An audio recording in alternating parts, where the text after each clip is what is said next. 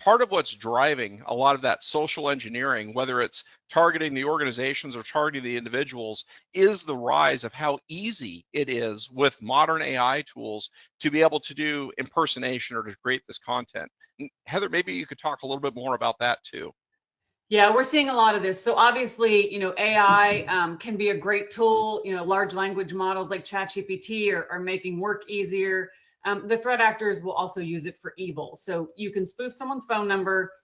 We're going to show you an example of how you can completely copy someone's voice. You can do it based off of their voicemail message. A lot of us who do public speaking, there are recordings out there of us, videos that you've posted online, on social media. All of that can be used against you. So we did have a case a couple of years ago when this first started becoming a real big problem.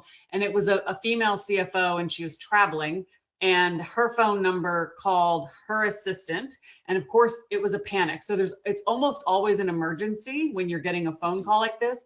She said that she was in an accident. She was overseas, and they rushed her to the hospital, but her purse was lost in the whole accident.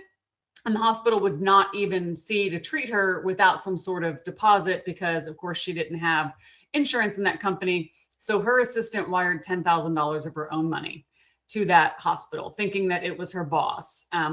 We did an investigation and proved that it was a deep fake. But what you want to do, a lot of us did this with our children. Nobody can pick you up from school unless they have the secret code word. You should do that with your staff. You should for sure do it with your elderly parents. So you have to really educate people and say, it could be my phone number, it could be my voice. So ask me what the code word is, or hang up and really call my number. Because if you hang up and call my number, you're not going to get the threat actor. They're going to try to talk you out of it because no, my phone's dying, please don't hang up. Or, I've been in an accident, like I can't remember a code word. Usually they're going to be asking you for some sort of money or information. And that should be the rule. Like if you're asking me for information, you're asking me for money, I need the code word. And financial dual controls, most organizations have this, that if you're getting any sort of email that says we've changed our wire instructions, maybe a vendor has sent something like that to you, that you pick up the phone. Never call the number that's in that email, because that's a threat actor. So call the number that you have on hand for that vendor, for that customer, or that business partner. But always have a code word. We are seeing this happen more and more. And Heather, before I just want to share this example with everyone about how modern technology makes all this possible. And if you're thinking about having that conversation with family or social circle and parents and so forth, we just want to demonstrate how readily you can leverage technology to do this. And I'll play this audio clip in a moment. This is a voicemail greeting. And actually, Heather, could you kind of set up how CYPFER built this? Yeah, so we did a fake voicemail with our marketing manager. So she did this voicemail, and then one of our forensic engineers, it took him less than 12 hours, and he used AI to take just her voicemail message and create a voice synthesizer that made him sound like her. The other thing that he did was, with readily available information on the dark web from many breaches, like I said, a lot of us have been part of breaches where people will joke with me and go, my social security's out there, my addresses are out there, like, why do we even care? It's because the threat actors will gather all that information together and then use it to impersonate you. So the first you're going to hear is her voicemail message, and then you'll see our forensic engineer who is using AI to impersonate her by calling a help desk. Okay, so let's try. Let's see if I can get this. We'll play the voicemail message first. This is just her voicemail greeting. This is what he used as the source to train the AI. Hello, you've reached Elizabeth at the Global Logistics Enterprises. I'm currently unavailable to answer your call, but your message is important to me. Please leave your name, contact information, and a brief message, and I'll return your call as soon as possible. For immediate assistance, you may call our main office at 555-123-4567 or visit our website at www.globallogistics.com. Thank you for calling. Have a great day.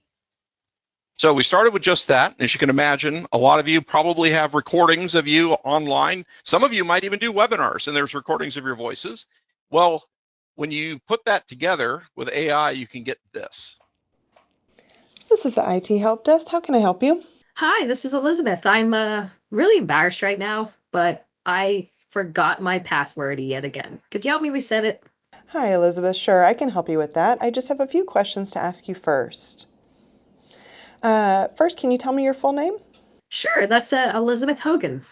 Okay. And what is your current mailing address? Oh boy, you know, I've moved around quite a bit lately, but my current address, if you want the current one, you want the current one, right? Correct. Sure, that's 11 Jones Street, Brockton, Massachusetts. Okay. And where did you live in 2003? Oh wow, you going way back now. And those were my 20s, you know, when things were kind of wild. You know what? Ah, I remember it was 210 23 53rd Avenue in Queens, New York.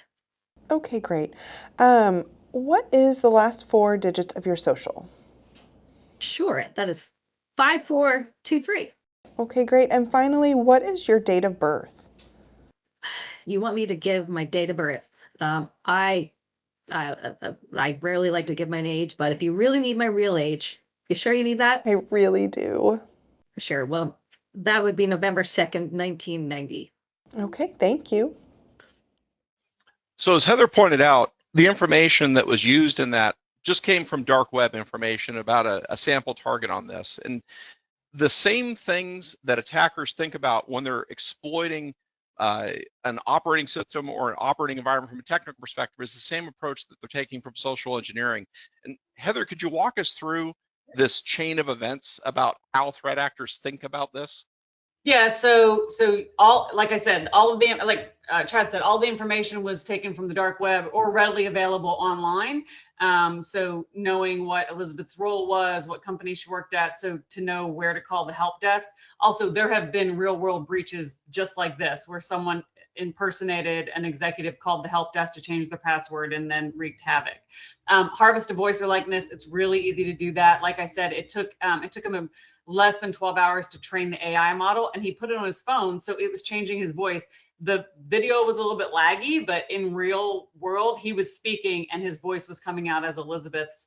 And then you impersonate, and then you know all the information. So all of those questions, all those security questions that are being asked, were like we said, that information, old addresses, last four digits of social security number, birth date, all of that was in part of breaches that were easily found on the dark web.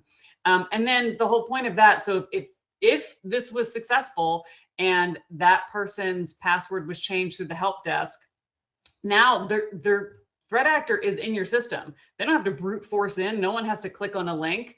They're in your system as that employee. They can move around just like the employee did. They can send out emails as that employee. They'll set up inbox rules within the email, because a lot of times they'll send out, thousands of phishing emails from inside an environment, and your contacts may be sending you emails back like, I think you've been hacked, or this doesn't seem right. So they'll set inbox rules that any emails coming back to you with words like hack or breach, you don't ever see them. They're moved to a different box within your inbox. So all of this obviously is for them to get information and money from you.